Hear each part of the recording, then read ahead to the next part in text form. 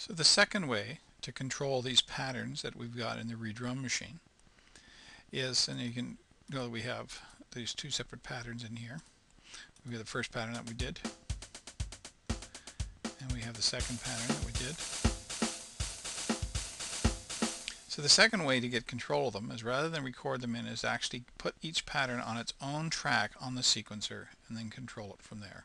So the first thing we're going to do is create another sequencer track. So I'm going to right click, say create track, and then point this at the Redrum. So both of these tracks are at the Redrum. So let's call this pattern 1.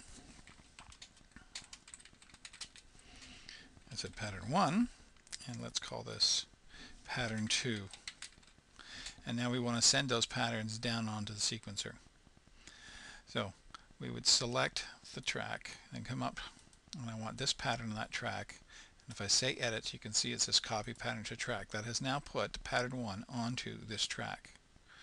Now we've had this enable pattern section. That's why this is playing like this. We don't want it to play on its own. We only want it to play from the sequencer. So I'm going to turn this light off so that when we press play, the pattern plays.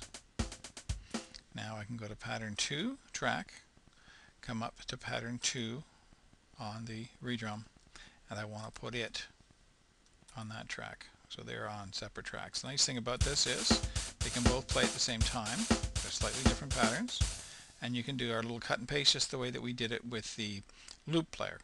So I could say, oh, let's start with pattern 2 and then go to pattern 1 and then have both of them playing, and so on.